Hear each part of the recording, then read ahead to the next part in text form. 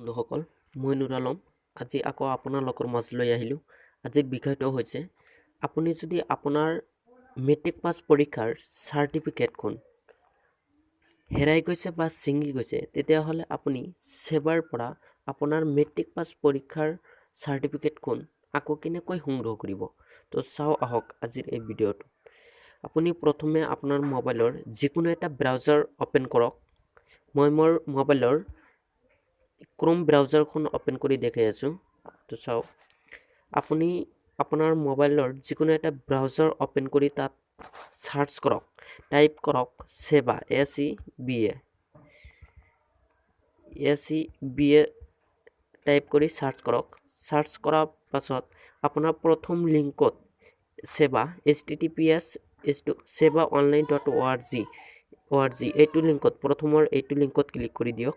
Click কৰি দিয়াৰ পিছত আপোনাৰ নতুন এটা পেজ খোল খাব। এয়া চাওক, এয়া মই জুম কৰি দেখাই আছোঁ। ইয়াত প্ৰথম লিংক সেৱা অনলাইন সাৰ্ভিস। এতিয়া আপুনি এইটো লিংকত ক্লিক কৰি দিয়ক।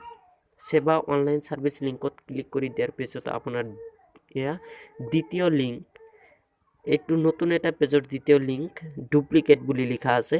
এইটো লিংকত এতিয়া ক্লিক কৰি দিয়ক। ক্লিক কৰি দিয়াৰ পিছত আপোনাৰ এয়া application form for obtaining duplicate of documents. Matric pass চাৰ্টিফিকেটখন যদি আপুনি আপোনাৰ নামত সংগ্ৰহ কৰিব খোজে বা তেতিয়াহ'লে আপুনি আপোনাৰ নামটো ইয়াত লিখিব, নেম অফ দ্য কেণ্ডিডেট, যাৰ নামত সংগ্ৰহ কৰিব বিচাৰিছে। তো নেম অফ দ্য কেণ্ডিডেট এইটো লিংকত আপোনাৰ নামটো লিখিব আৰু ফাদাৰ্ছ নেমটো এইটো লিংকত এইটো বাকচত লিখিব আৰু মাদাৰ্ছ নেম এইটো বাকচত লিখিব। ডেট অফ বাৰ্থটো এইটো বাকচত লিখিব।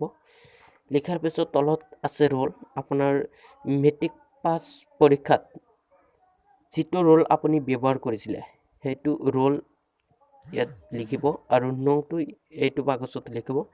লিখাৰ পাছত আপোনাৰ তলত আকৌ আছে ৰেজিষ্ট্ৰেশ্যন নাম্বাৰ, আপোনাৰ মেট্ৰিক পৰীক্ষাৰ সময়ত ৰেজিষ্ট্ৰেশ্যন নাম্বাৰটো এইটো বাকচত লিখিব।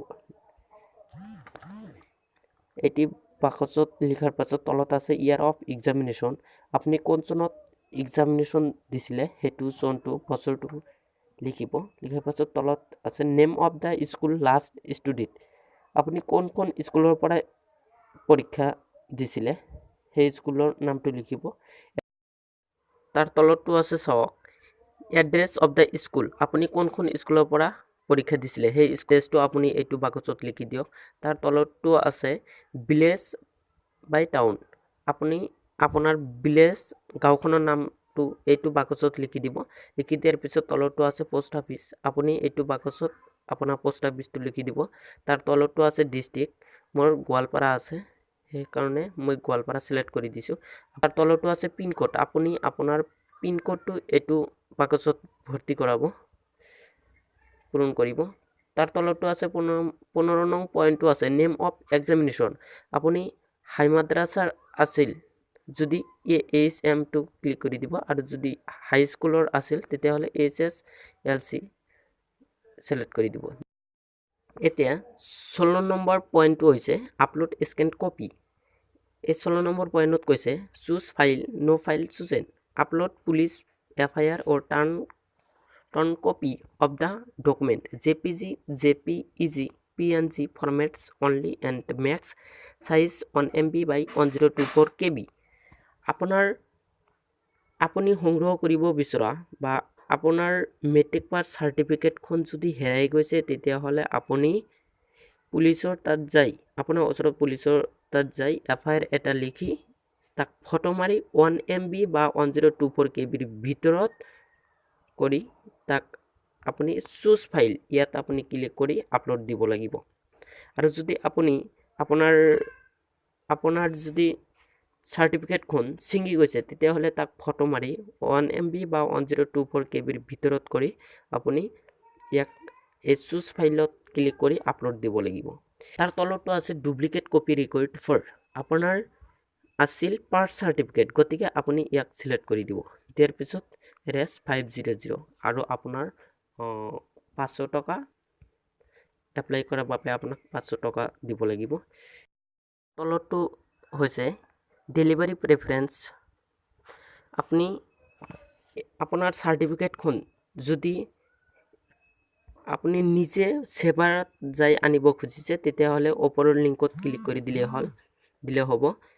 কালেক্ট ফ্ৰম সেৱা আপুনি ওপৰৰ লিংকত ক্লিক কৰি দি আপুনি সেৱাৰ পৰা সংগ্ৰহ কৰিব পাৰিব। আৰু যদি আপুনি স্কুলখনৰ পৰা আপোনাৰ স্কুলৰ পৰা আপুনি মেট্ৰিক পাছ চাৰ্টিফিকেটখন সংগ্ৰহ কৰিব খুজিছে তেতিয়াহ'লে post to my school address তলৰ লিংকত ক্লিক কৰি দিলে হ'ব। আৰু তাৰ তলতো হৈছে মোবাইল নাম্বাৰ। আপুনি এই তলতো ইয়াত আপোনাৰ মোবাইল নম্বৰটো টাইপ কৰি দিব লাগিব। দিয়াৰ পিছত আপোনাৰ তলতো হৈছে একেবাৰে শেষত প্ৰচিড টু পেমেণ্ট। আপুনি শেষত ইয়াত ক্লিক কৰি দিব। ক্লিক কৰি দিয়াৰ পিছত আপোনাক বেংকৰ অপশ্যনলৈ লৈ যাব। বেংকৰ অপশ্যনৰ পৰা আপোনাৰ 500 টকা ট্ৰেন্সফাৰ কৰি দিলে আপুনি আপোনাৰ মেট্ৰিক পাছ চাৰ্টিফিকেটখন কেইদিনমানৰ ভিতৰতে পাই যাব। গতিকে বন্ধুসকল, এই ভিডিঅ'খনৰ পৰা যদি আপোনালোকে সংক্ষিপ্ত হ'লেও উপকৃত হৈছে তেতিয়াহ'লে ভিডিঅ'খন ছাবস্ক্ৰাইব কৰিব।